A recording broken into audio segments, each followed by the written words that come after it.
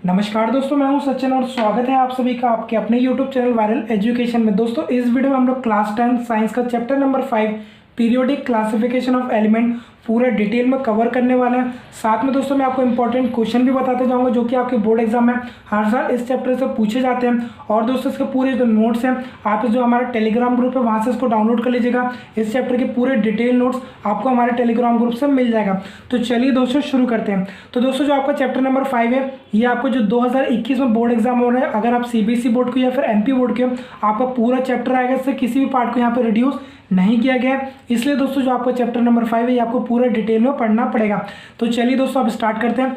तो ये जो आपका चैप्टर नंबर 5 है दोस्तों, पहले क्या था जब 1800 की हम लोग बात करें 1800 के समय की, तो उस समय दोस्तों जितने भी एलिमेंट्स प्रेजेंट थे बहुत कम एलिमेंट्स थे।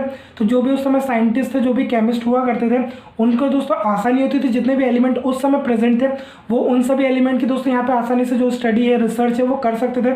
लेकिन दोस्तों जैसे जैसे नए एलिमेंट्स यहाँ पे डिस्कवर होने लग गए, जैसे जैसे एलिमेंट डिस्कवर होने लग गए तो दोस्तों जो नंबर ऑफ एलिमेंट है वो ज़्यादा हो गए।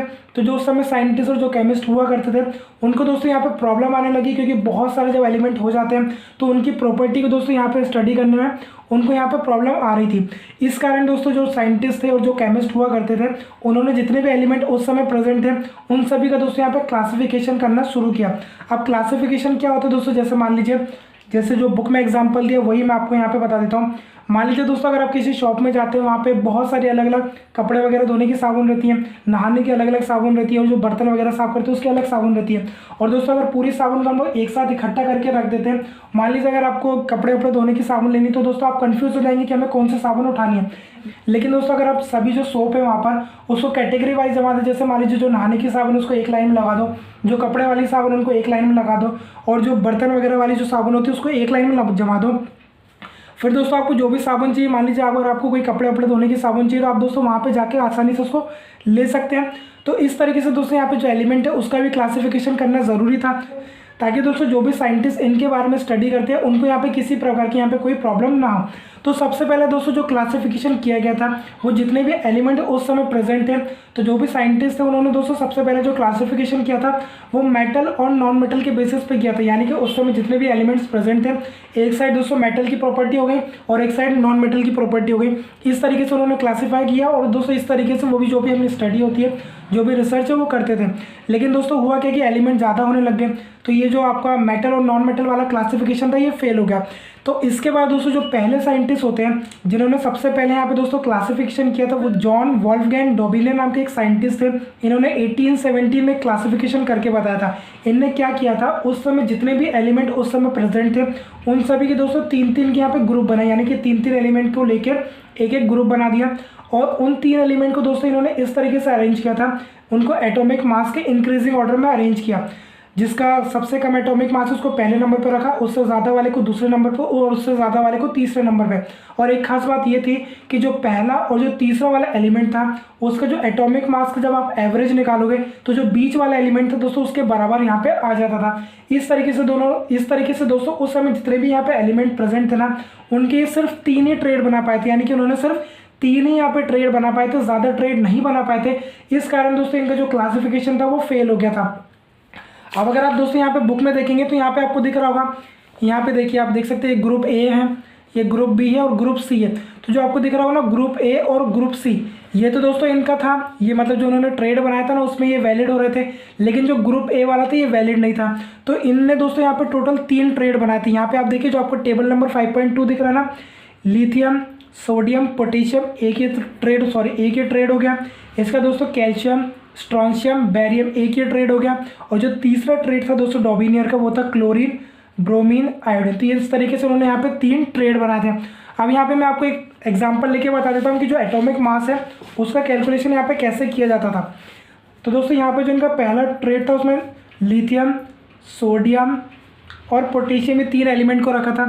अगर दोस्तों एटॉमिक मास की बात करें तो जो लिथियम होता है उसका एटॉमिक मास होता है 7। इसी तरीके से सोडियम का एटॉमिक मास होता है दोस्तों आपका 23 और पोटेशियम का होता है 39।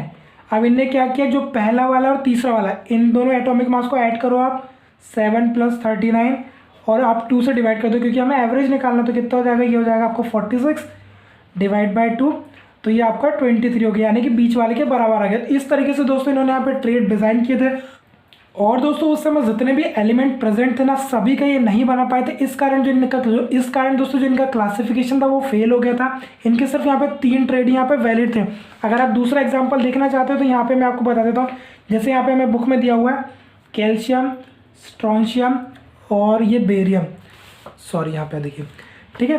तो कैल्शियम का एटॉमिक मास है 40.1, स्ट्रोंशियम का 87.6 और जो आपका लास्ट है बेरियम का 137.3।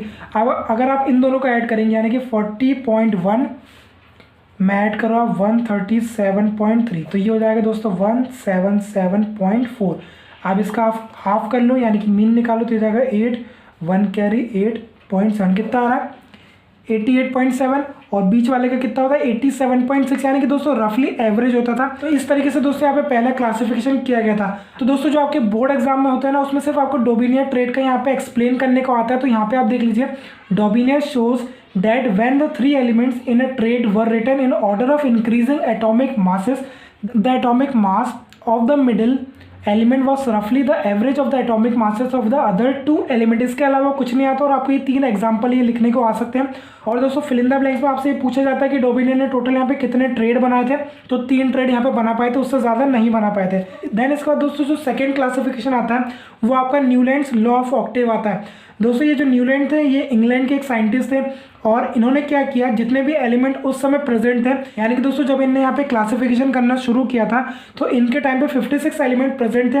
और दोस्तों इन्होंने एक इंपॉर्टेंट बात बोली, इन्होंने ये बोला कि जो अपना अर्थ है इस पर सिर्फ और सिर्फ यहाँ पे 56 एलिमेंट ही रहेंगे, इसके अलावा यहाँ पे कोई एलिमेंट डिस्कवर नहीं होगा। लेकिन दोस्तों हुआ क्या, इनने जैसे क्लासिफिकेशन किया था उसके कुछ समय बाद यहाँ पे नए एलिमेंट डिस्कवर हो गए। तो इस कारण तो दोस्तों इनका जो क्लासिफिकेशन था वो पूरी तरीके से फेल हो गया था। अब दोस्तों बात करते हैं इनका जो क्लासिफिकेशन था वो आखिर था क्या।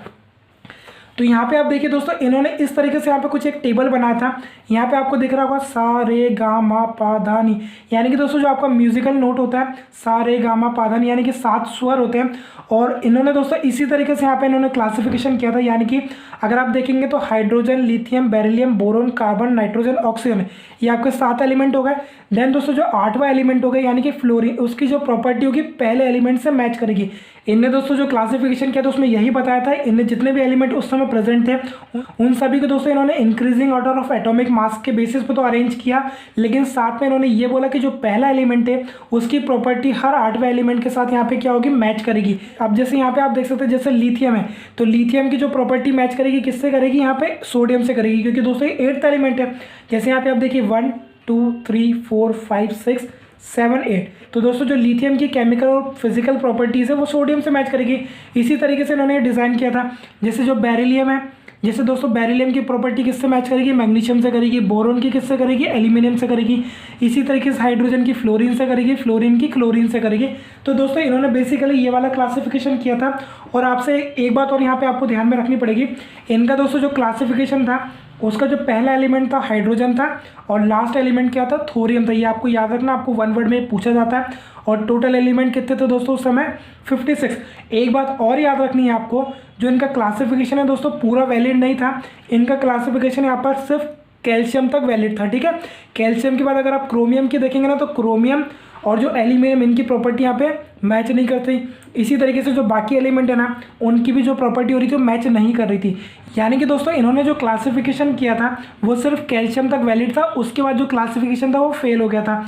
तो दोस्तों आपको एग्जाम में क्या पूछा जाता है, आपको एग्जाम में दोस्तों जो न्यूलैंड लॉ ऑफ ऑक्टेव पूछा जाता है। तो न्यूलैंड लॉ ऑफ ऑक्टेव क्या हो सकता है, यहाँ पे आप देखिए, when the elements are arranged according to increasing atomic masses, the physical and chemical properties of every 8th element is similar to that of first element। यानी कि जो every 8th element होगा उसकी जो प्रॉपर्टी किसके साथ सिमिलर होगी दोस्तों, यहाँ पे पहले एलिमेंट के साथ सिमिलर होगी। अब जैसा कि मैंने आपको बताया कि इन्होंने क्या कहा था कि यहाँ पे अर्थ पे सिर्फ 56 एलिमेंट रहेंगे, उसके अलावा दोस्तों यहाँ पे फ्यूचर में कोई एलिमेंट डिस्कवर नहीं होगा। तो दोस्तों आपको इसकी यहाँ पे लिमिटेशंस भी पूछी जाती है। तो यहाँ पे 2-3 लिमिटेशंस है, वो मैं आपको बता देता हूँ। तो पहला तो दोस्तों लिमिटेशन यही होगा कि जो इन्होंने क्लासिफिकेशन किया था वो कहाँ तक वैलिड था, सिर्फ कैल्शियम तक वैलिड था। उसके बाद जो इनका जो क्लासिफिकेशन है वो फेल हो गया। तो ये आपका पहला इनका ड्रॉबैक यानी कि लिमिटेशन हो गया। और दूसरी बात करें कि इन्होंने बोला कि 56 एलिमेंट रहेंगे और इसके बाद फ्यूचर में कोई एलिमेंट डिस्कवर नहीं होगा, लेकिन इनकी बात ये गलत हो गई और एलिमेंट यहाँ पे डिस्कवर हो गया। और दोस्तों यहाँ पे उनके क्लासिफिकेशन में फिट नहीं हो रहे थे क्योंकि इनका तो वैल्यू कहाँ तक था, सिर्फ कैल्शियम तक था। और अगर दोस्तों तीसरे लिमिटेशन की बात करें तो यहाँ पे आप देखिए इनने 2 एलिमेंट को एक साथ रख दिया। जैसे यहाँ पे आप देख सकते हैं कोबाल्ट और निकल एक साथ रखे हैं और यहाँ पे भी 2 एलिमेंट को एक साथ रख दिया। इसके अलावा अगर आप देखेंगे ना, कोबाल्ट और निकल क्या मेटल है, और लेकिन यहाँ पे आप देखिए हाइड्रोजन, फ्लोरीन, क्लोरीन ये सब क्या नॉन मेटल है। तो इनकी जो प्रॉपर्टी इससे मैच कर रही है क्या, नहीं कर रही है। तो ये भी एक लिमिटेशन था। तो ये दोस्तों इनके 3 लिमिटेशन थे, इस कारण जो इनका क्लासिफिकेशन था वो फेल हो गया था। इसके बाद दोस्तों जो नेक्स्ट क्लासिफिकेशन आता है वो आता है मेंडलीव पीरियोडिक टेबल। तो ये मोस्ट इंपॉर्टेंट मेंडलीव का पीरियोडिक टेबल है क्योंकि दोस्तों इन्हीं के बेसिस पे, इन्हीं के आइडिया को लेकर जो अभी हम जो नया वाला पीरियोडिक टेबल पढ़ते हैं, यानी कि जो मॉडर्न पीरियोडिक टेबल का पढ़ते हैं, वो इसी को दोस्तों बेसिक आइडिया लेके बनाया गया। तो बात करते हैं दोस्तों मेंडलीव पीरियोडिक टेबल की। तो जो मेंडलीव का पीरियोडिक टेबल था, इस समय दोस्तों टोटल 63 एलिमेंट प्रेजेंट थे। कितने एलिमेंट प्रेजेंट थे इस समय? 63 एलिमेंट इस समय प्रेजेंट थे।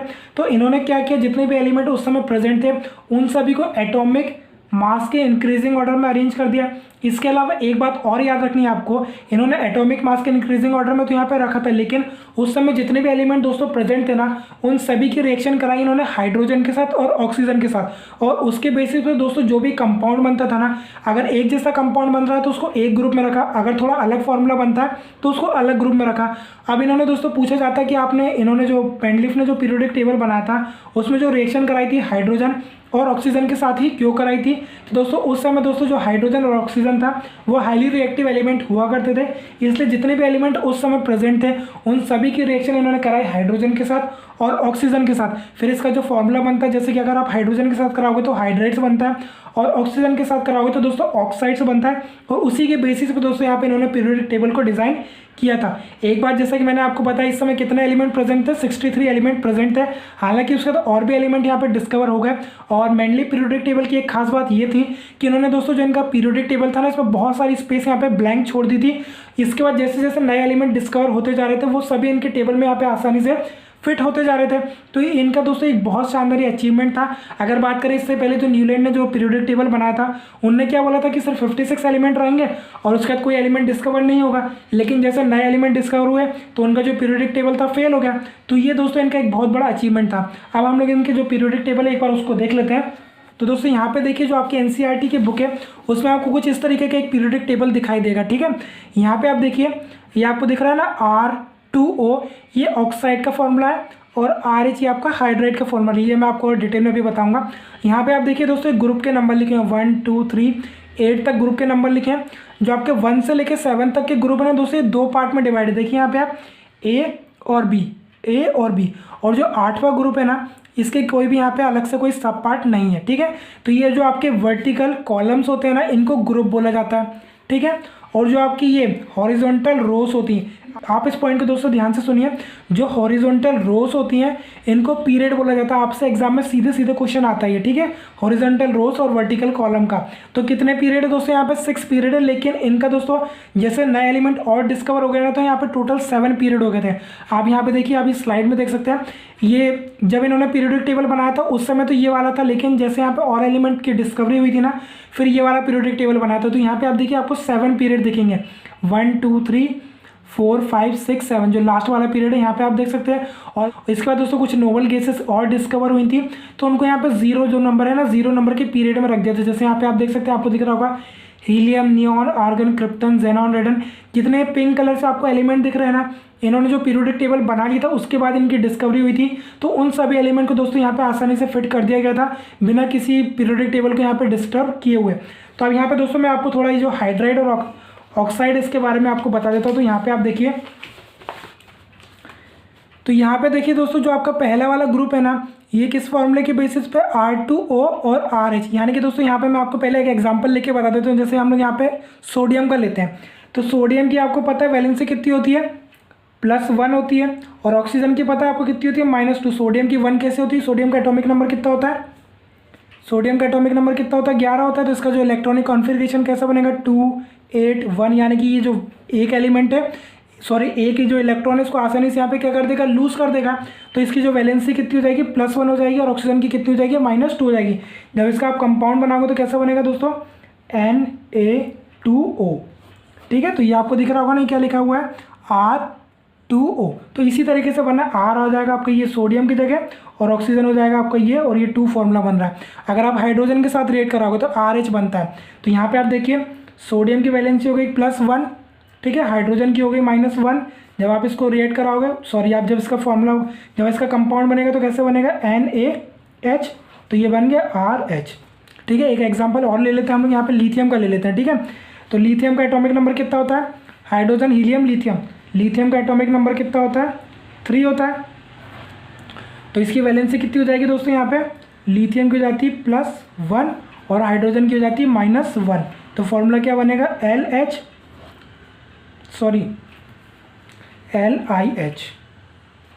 LIH बन गया। और अगर आप ऑक्सीजन के साथ कराओगे तो लिथियम की हो जाती है +1, ऑक्सीजन की हो जाती है -2, ठीक है। जब आप इसको कंपाउंड बनाएंगे तो क्या बनेगा, Li2O, इस तरीके से बन जाएगा। तो ये जो आपको दिख रहा है ना R2, ये फॉर्मूला दिया है कि मतलब ऑक्सीजन के साथ ये रिएक्ट करते हैं तो किस तरीके का दोस्तों इनका कंपाउंड बनता है, ये आपको पूरे दिए हैं। जैसे यहाँ पे अगर आप इसमें देखेंगे तो आपको R2O3 दिख रहा है, क्योंकि एल्यूमिनियम की वैलेंसी कितनी होती है, +3 होती है, और ऑक्सीजन की कितनी होती है, -2 होती है। तो क्या बनेगा, Al2O3, इसी तरीके से आपका बोरोन हो जाएगा। फिर ये आपका कार्बन हो गया, नाइट्रोजन फैमिली हो गई, ये पूरा आपका दिया, ठीक है। तो इस तरीके से उन्होंने टेबल को डिज़ाइन किया था। हालांकि दोस्तों इनका जो टेबल था इसकी बहुत सारी अचीवमेंट थी, लेकिन यहाँ पे कुछ इनके लिमिटेशंस थी जो कि हमको यहाँ पे ध्यान में रखना है। तो सबसे पहले दोस्तों जो इनका अचीवमेंट था वो यही था, जैसा कि इन्होंने कहा था कि यहाँ पे जो ऑल एलिमेंट डिस्कवर हो सकते हैं। तो दोस्तों इनकी बात सही हुई। इन्होंने दोस्तों यहाँ पे 3 एलिमेंट के लिए जगह छोड़ी थी, उसका नाम यहाँ पे रख दिया था, एक का बोरॉन, एक का एल्यूमिनियम और एक का सिलिकॉन। हालांकि दोस्तों उसके कुछ समय यहाँ पर 3 एलिमेंट डिस्कवर हो गए, जिसका नाम था स्कैंडियम, गैलियम और जर्मेनी। ये तीनों दोस्तों यहाँ पे फिट हो गए थे। तो इनका दोस्तों जो मेरिट था, एक एडवांटेज था, वो ये था। इसके बाद बात करेंगे, अगर इनने जिस तरीके से यहाँ पे अरेंज किया था ना, उस समय दोस्तों जितने भी एलिमेंट प्रेजेंट थे उन सभी की केमिकल और फिजिकल प्रॉपर्टीज़ को पढ़ना काफ़ी आसान हो गया था। दोस्तों जो पीरियोडिक टेबल यहाँ पे बन गया था, उसके बाद यहाँ पे नोबल गैसेस यानी कि इनर्ट गैसेस की यहाँ पे डिस्कवरी हुई थी। नोबल गैसेस जैसे दोस्तों आपका helium, neon, argon, krypton, xenon, radon है, ये बाद में डिस्कवर हुए थे। तो इन सभी दोस्तों गैसेस को भी इनके पीरियोडिक टेबल में आसानी से यहाँ पे प्लेस कर दिया गया था, यानी कि इनको सेट कर दिया गया था बिना किसी एलिमेंट को यहाँ पे हटाए हुए। तो यहाँ पे आप देख सकते हैं ये वाला जो पीरियोडिक टेबल है ना, नया वाला, इन जितने भी यहाँ पे जो नोबल गैसेस है ना, उनको 0 नंबर के ग्रुप में ऐड कर दिया था। तो जितने भी बाकी एलिमेंट थे ना, वो यहाँ पे डिस्टर्ब नहीं हुए थे। तो ये दोस्तों इनके 3 अचीवमेंट थी, लेकिन इनकी यहाँ पे दोस्तों 3 आपको लिमिटेशंस भी ध्यान रखनी, क्योंकि आपको जो एग्जाम होता है उसमें मेनली पीरियोडिक लॉ पूछा जाता है, इनका अचीवमेंट्स पूछी जाती है और इनकी लिमिटेशंस पूछी जाती है। तो सबसे पहले अगर हम लोग मेनली पीरियोडिक लॉ की बात करें तो मेनली पीरियोडिक लॉ क्या बोलता है, the properties of the elements are the periodic function of their atomic masses. तो ये आपको लिखना, सीधे सीधे स्टेटमेंट आती है। देन अचीवमेंट तो मैंने आपको तीनों बता दी हैं। और अगर बात करें लिमिटेशन की, तो पहला दोस्तों जो इनका लिमिटेशन था वो था पोजीशन ऑफ हाइड्रोजन। दोस्तों यहाँ पे जो हाइड्रोजन है ना, अगर आप इन सभी एलिमेंट के साथ रिएक्ट कराओगे ना, तो उस समय भी दोस्तों यहाँ पे सेम फॉर्मूला बनाएगा। और अगर आप ये वाला जो 7th वाला ग्रुप है और इसमें आप रिएक्ट कराओगे ना, तो भी आपका सेम फॉर्मूला बनाएगा, क्योंकि हाइड्रोजन की आप सभी को पता है कि वैलेंसी क्या होती है, +1 भी हो सकती है और -1 भी हो सकती है, यानी कि वो 1 इलेक्ट्रॉन दे भी सकता है और 1 इलेक्ट्रॉन ले भी सकता है यहाँ पे स्टेबल होने के लिए। तो दोस्तों पहला डिसएडवांटेज बोल सकते हैं या फिर लिमिटेशन बोलते हैं, आपको याद रखना पड़ेगा। देन दूसरी लिमिटेशन की बात करें तो यहाँ पे आप देखिए, इन्होंने जितने भी यहाँ पे एलिमेंट्स हैं ना, उनको increasing order of atomic mass के बेसिस पे यहाँ पे अरेंज किया था। तो यहाँ पे आप देखेंगे, आपको कोबाल्ट का एटॉमिक मास दिख रहा होगा 58.98 और निकल का आप देखिए 58.71। तो दोस्तों इन्होंने क्या किया, जिसका कहीं कहीं ऐसा हुआ था कि जो कम एटॉमिक मास वाला है उसको बाद में रख दिया, और दोस्तों जो ज़्यादा एटॉमिक मास वाला एलिमेंट है उसको पहले रख दिया। तो ये एक इनका लिमिटेशन था। और तीसरा और मोस्ट इंपॉर्टेंट जो इनका लिमिटेशन था वो था दोस्तों पोजीशन ऑफ आइसोटोप। अब आप पूछोगे आइसोटोप क्या होता है, तो दोस्तों आपने क्लास 9 में पढ़ा होगा आइसोटोप क्या होता है, element having same atomic number but different mass number. Element क्या होता है दोस्तों, जिनका एटॉमिक नंबर तो सेम होता है लेकिन मास नंबर यहाँ पे अलग होता है। जैसे दोस्तों यहाँ पे क्लोरीन के 2 यहाँ पे आइसोटोप होते हैं, एक तो होता है एक C35 होता है और एक C37 होता है। तो दोस्तों इनका जो पीरियोडिक टेबल था, इन्होंने जितना भी यहाँ पे अरेंज किया था ना, ये एटॉमिक मास के बेसिस पे किया था। तो यहाँ पे क्लोरीन के दोनों आइसोटोप को रखना जरूरी था, लेकिन जो इनका पीरियोडिक टेबल था उसमें दोस्तों यहाँ पे जो आइसोटोप थे उनको यहाँ पे प्लेस नहीं किया गया था। तो ये एक इनका यहाँ पे दोस्तों लिमिटेशन था। तो इनके सिर्फ यहाँ पे 3 लिमिटेशन आपको याद रखने हैं, बाकी इनके अचीवमेंट याद रखनी है और इनका एक आपको लॉ याद रखना था। अब हम लोग दोस्तों बात करते हैं मॉडर्न पीरियोडिक टेबल। तो जो मॉडर्न पीरियोडिक टेबल था किसने डिज़ाइन किया था, इसको हेनरी मोसले ने डिज़ाइन किया था। अब दोस्तों इन्होंने क्या यहाँ पे एक गेम खेला, आप सभी को पता है इससे पहले जितने भी यहाँ पे पीरियोडिक टेबल यहाँ पे डिज़ाइन किए गए थे वो सभी दोस्तों जो फोकस करते थे एटॉमिक मास के ऊपर फोकस करते थे। तो दोस्तों उन्होंने जितनी भी यहाँ पे गलती करी थी उन सभी गलतियों को दोस्तों इन्होंने यहाँ पे सही किया। इससे पहले आप सभी को पता है जो मेनली पीरियोडिक टेबल था उनकी दोस्तों यहाँ पे 3 लिमिटेशन थी, तो उन 3 लिमिटेशन पे दोस्तों इन्होंने फोकस किया और नया यहाँ पे एटॉमिक टेबल और यहाँ पे दोस्तों नया यहाँ पे पीरियोडिक टेबल को डिज़ाइन किया। तो यहाँ पे आप देखिए इनका जो पीरियोडिक टेबल है इस समय दोस्तों काफ़ी ज़्यादा एलिमेंट थे और जितने भी एलिमेंट दोस्तों यहाँ पे डिस्कवर होते जा रहे हैं सभी एलिमेंट को दोस्तों यहाँ पे फिट किया जा सकता है। किसी प्रकार की यहाँ पे दोस्तों कोई डिस्टर्बेंस नहीं होती है अगर आप किसी बाकी एलिमेंट को यहाँ पे देखें तो यहाँ पे देखिए दोस्तों जो आपका पीरियोडिक टेबल आपको कुछ इस तरीके से दिख रहा है। यहाँ पे आप देख सकते हैं जितने भी आपको ग्रीन कलर से दिख रहा है ना ये पूरे दोस्तों क्या आपके मेटल्स हैं, ठीक है। और ये आपके जितने येलो कलर से हैं ये आपके नॉन मेटल्स हैं और ये आपको जो पिंक कलर से दिख रहा है ये आपके जिगजैग लाइन है, ये दोस्तों ये आपके क्या है मेटलॉइड्स हैं जिनकी प्रॉपर्टी आपकी मेटल और नॉन मेटल दोनों की जैसे सेम रहती है।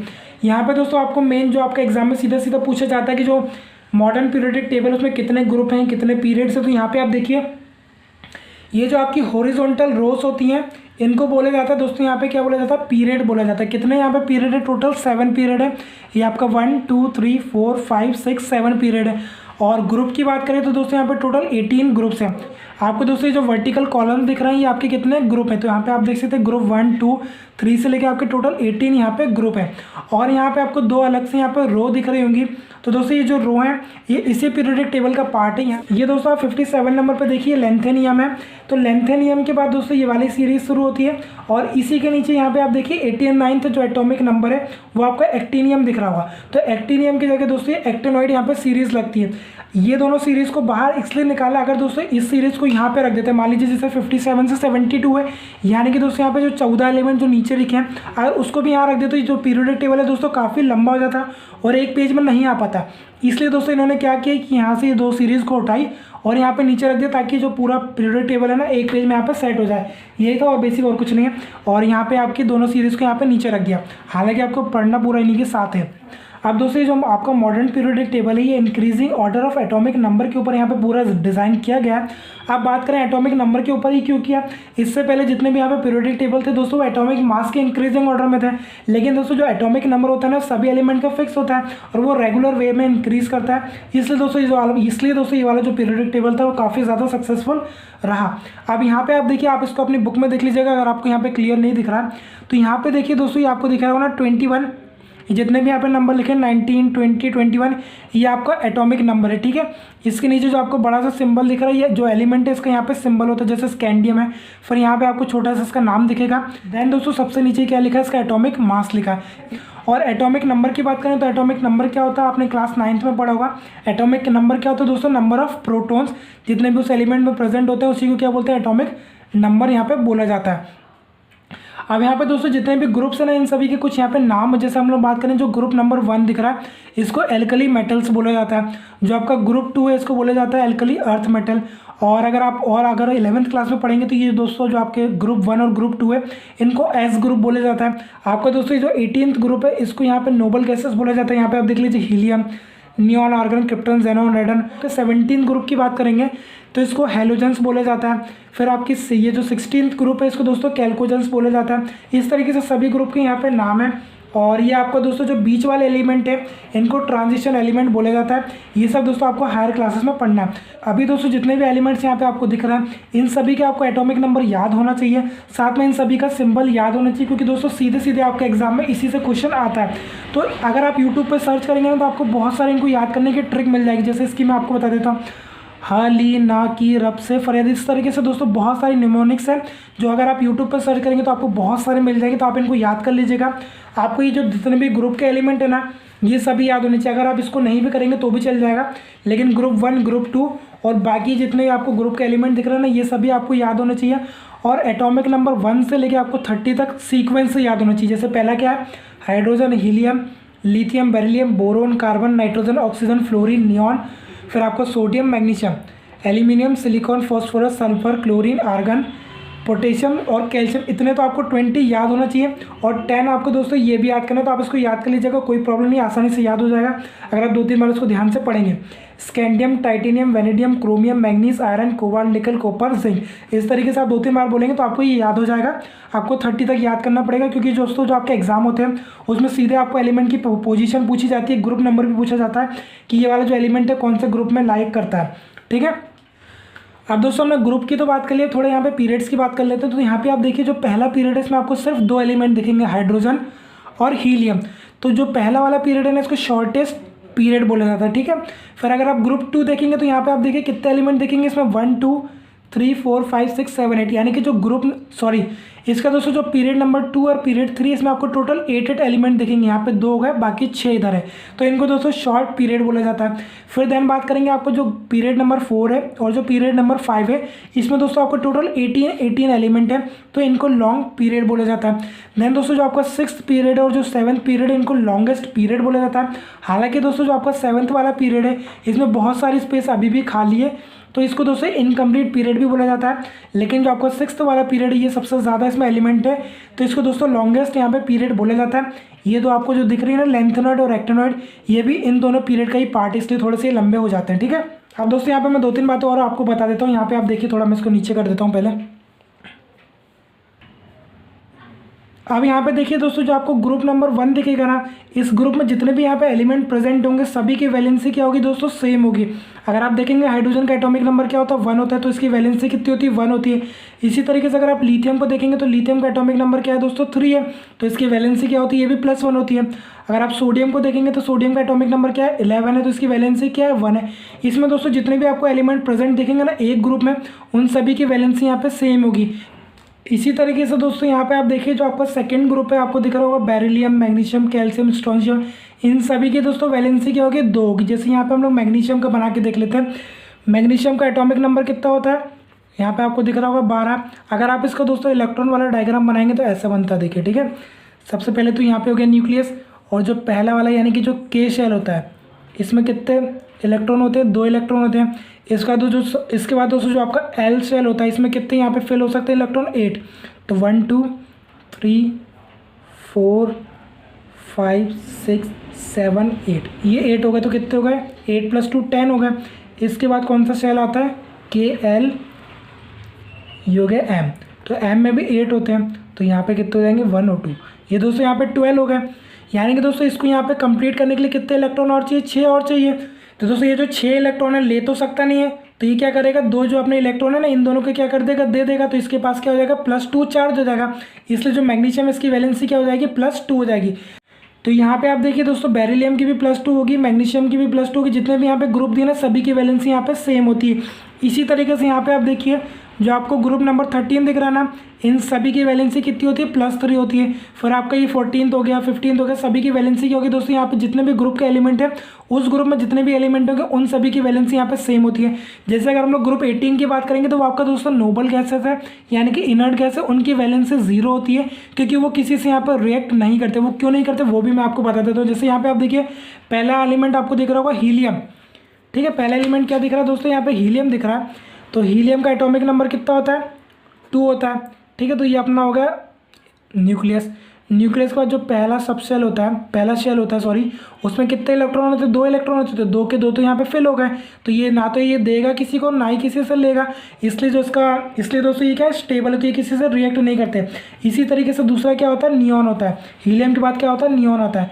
तो नियॉन का एटॉमिक नंबर कितना होता है, 10 होता है, ठीक है। तो 10 हम लोग बना लें, जैसे ये आपका न्यूक्लियस हो गया, ये आपके 2 इलेक्ट्रॉन यहाँ पे हो गए। फिर इस सेकंड वाले में कितने होते हैं, 8 इलेक्ट्रॉन होते हैं, 1 2 3 4 5 6 7 8। तो दोस्तों जो के है ये तो आपका फुल है और एल भी आपका फुल हो गया, तो यहाँ पे फुल हो गया, इसलिए ना किसी से लेगा और ना ही किसी को देगा, इसलिए दोनों क्या है, इसलिए दोस्तों ये भी क्या रहेगा, आपका स्टेबल रहेगा। इसलिए दोस्तों जो आपका ग्रुप नंबर 18 है ना, उसकी सभी की वैलेंसी कितनी होती है, 0 होती है। इसी तरीके से जो आपको 17th दिख रहा है ना, इसकी वैलेंसी क्या होती है, इन सभी की -1 होती है। 16th ग्रुप की -2 होती है। 15th ग्रुप की कितनी होती है, -3 होती है। तो इस तरीके से दोस्तों जितने भी ग्रुप है ना, उन सभी को यहाँ पे अरेंज किया गया था। अब 2-3 बातें दोस्तों और आपको यहाँ पे ध्यान रखनी, जो मैं आपको यहाँ पे बता देता हूँ। अब दोस्तों अगर हम लोग बात करें जो मेनली पीरियोडिक टेबल था जो कि अभी हम लोगों ने पढ़ा, उसकी 3 लिमिटेशन थी। पहली लिमिटेशन क्या थी? Position of hydrogen. तो दोस्तों यहाँ पे आप देखिए जो मॉसले का पीरियोडिक टेबल है यानी कि जो मॉडर्न पीरियोडिक टेबल है, इसमें हाइड्रोजन को पहले नंबर पर रखा गया। क्यों रखा गया? क्योंकि दोस्तों जो पीरियोडिक टेबल है किस बेसिस पर डिज़ाइन किया गया? Increasing order of atomic mass. तो दोस्तों यहाँ पे जो हाइड्रोजन की पोजीशन है वहाँ पे सेटिस्फाई करती है। तो पहली लिमिटेशन यहाँ पे इस तरीके से उनकी दूर हो गई। जो दूसरी लिमिटेशन थी दोस्तों उनकी वो ये थी कि पोजीशन ऑफ आइसोटोप। मैंने आपको बताया कि आइसोटोप क्या होता है? एलिमेंट जिनका जो एटॉमिक नंबर तो सेम रहता है लेकिन एटॉमिक मास क्या होता है? अलग अलग होता है। और जो मेंडलीव का पीरियोडिक टेबल था वो आपका एटॉमिक मास के बेसिस पे था, तो उनको आइसोटोप भी यहाँ पे सेट करने पड़ रहे थे। लेकिन जो यहाँ पे मॉडर्न पीरियोडिक टेबल है यानी कि जो मॉसले का पीरियोडिक टेबल है ये एटॉमिक नंबर के ऊपर डिज़ाइन किया गया है। तो यहाँ पे तो दोस्तों आइसोटोप की कोई रिक्वायरमेंट ही नहीं है, तो इन्होंने यहाँ पे भी इनकी जो गलती थी वो यहाँ पे दूर हो गई। और दोस्तों जो उनकी तीसरी लिमिटेशन थी वो क्या थी कि कहीं कहीं पे आपने देखा था कि जो एटॉमिक मास है वो रेगुलर वे में इंक्रीज नहीं हो रहा था, यानी कि जिसका एटॉमिक मास कम है उसको बाद में रख दिया, जिसका एटॉमिक मास ज़्यादा है उसको पहले रख दिया था, तो वो भी उनकी गलती थी। तो वो भी गलती यहाँ पे दूर हो गई क्योंकि ये तो जो पीरियोडिक टेबल है आपका एटॉमिक नंबर के ऊपर डिज़ाइन किया है, तो यहाँ पे तो दोस्तों मास की कोई ज़रूरत ही नहीं है। तो उनकी जो तीनों लिमिटेशन थी वो यहाँ पे दोस्तों सेटिस्फाई कर गई थी, यानी कि उन सभी को यहाँ पे हटा दिया गया था। अब यहाँ पे दोस्तों जैसा कि मैंने आपको वैलेंसी का तो बता दिया कि अगर आप ग्रुप में हैं तो जो वैलेंसी रहेगी दोस्तों क्या रहेगी? सेम रहेगी। लेकिन अगर आप यहाँ से पीरियड में जाएंगे यानी कि अगर आप लेफ्ट से राइट में जाएंगे तो दोस्तों वैलेंसी क्या होती है? पहले इंक्रीज होती है फिर डिक्रीज होती है। इसके बाद दोस्तों जो सेकंड प्रॉपर्टी आती है वो आपकी आती है एटॉमिक साइज, और इसको एटॉमिक रेडियस भी बोल सकते हैं। तो दोस्तों एटॉमिक रेडियस क्या होता है? जो आपका न्यूक्लियस है और जो आउटर मोस्ट इलेक्ट्रॉन रहेगा इनके बीच के डिस्टेंस को यहाँ पे एटॉमिक रेडियस और एटॉमिक साइज बोला जाता है। अगर हम बात करें जो एटॉमिक रेडियस किस तरीके से वेरी करता है, अगर आप पीरियड में लेफ्ट से राइट जाएंगे तो दोस्तों जो आपका एटॉमिक रेडियस है वो क्या होगा? डिक्रीज होता है। डिक्रीज क्यों होता है? क्योंकि आप देखिए अगर यहाँ पे आप देखेंगे सोडियम का जो एटॉमिक नंबर है कितना आपको दिख रहा है? 11 दिख रहा है। और मैग्नीशियम का एटॉमिक नंबर कितना दिख रहा है दोस्तों? आपको 12 दिख रहा है। अगर आप इसका इलेक्ट्रॉनिक कॉन्फ़िगरेशन कुछ इस तरीके से बनाएंगे, जो आपका डायग्राम बनता है यहाँ पे आप देखिए, सोडियम का एटॉमिक नंबर कितना होता है? 11 होता है, ठीक है। और मैग्नीशियम का कितना होता है दोस्तों? आपका 12 होता है। जैसे यहाँ पर हमने बनाया, जो आपकी न्यूक्लियस हो गया, ठीक है, ये आपका के शेल हो गया जिसमें आपके 2 इलेक्ट्रॉन हो गए, ठीक है। देन दोस्तों ये आ गया आपका के बाद एल शेल हो गया जिसमें आपके 8 इलेक्ट्रॉन फिल हो गए, 3 4 5 6 7 8, तो ये आपके 10 हो गए। इसके बाद के एल और एम, ये आपका क्या हो जाएगा? एम शेल हो जाएगा। इसमें कितने इलेक्ट्रॉन रहेंगे? 1 इलेक्ट्रॉन रहेगा। तो दोस्तों 1 इलेक्ट्रॉन क्या होगा? आसानी से यहाँ पे छूट सकता है, ठीक है। और अगर हम बात करें मैग्नीशियम, तो मैग्नीशियम में आपके कितने हो जाएंगे? ये 2 हो गए, फिर ये आपका 8 इसमें हो गए, 3 4 5 6 7 8, के एल एम। तो एम में दोस्तों कितने इलेक्ट्रॉन रहेंगे? आपके 2 रहेंगे क्योंकि इसका एटॉमिक नंबर कितना? 12 है। तो दोस्तों इन दोनों इलेक्ट्रॉन को लूज़ करने में इनको ज़्यादा प्रॉब्लम होगी, इसलिए इन दोनों इलेक्ट्रॉन को क्या होगा दोस्तों? ये ज़्यादा तेज़ी से पकड़ के रखेगा। तो दोस्तों अगर आप पीरियड में लेफ्ट से राइट जाते हैं ना, तो यहाँ पे क्या होता है? जो आपका शेल है ना वो पूरा बढ़ते जाता है, तो जो आपका इलेक्ट्रॉन है ना, जो आउटर मोस्ट इलेक्ट्रॉन रहेगा उसको छोड़ने की जो पावर होगी बहुत कम हो जाती है। वो जो आपका न्यूक्लियस है इन सभी को दोस्तों अपनी तरफ अट्रैक्ट करके रखता है। इस कारण क्या होता है? जो आपका एटॉमिक रेडियस है वो डिक्रीज होता है। अगर दोस्तों हम लोग ग्रुप में बात करें, जो आपका एटॉमिक रेडियस है इंक्रीज होता है, यानी कि अगर आप टॉप से बॉटम जाएंगे, अगर आप ऊपर से नीचे जाएंगे तो जो आपका एटॉमिक रेडियस है वो इंक्रीज होगा। अब बोलोगे दोस्तों आप इंक्रीज क्यों होता है? क्योंकि आप देखिए ये जैसे मान लीजिए आप लिथियम में दोस्तों यहाँ पे जो आपका पहला शेल जिसको आप के शेल बोलते हैं वो तो पूरा फिल हो जाता है। इसके बाद एम शेल में कितने इलेक्ट्रॉन रहेंगे दोस्तों? 1 इलेक्ट्रॉन रहेगा। इसी तरीके से आप सोडियम में जाएंगे तो सोडियम में दोस्तों जो आपका पहला शेल है उसमें 2 इलेक्ट्रॉन आपके फिल हो गए। फिर आपका जो सेकंड शेल होता है जिसको दोस्तों के बाद एम शेल बोला जाता है, उसमें आपके 8 इलेक्ट्रॉन फिल हो जाएंगे।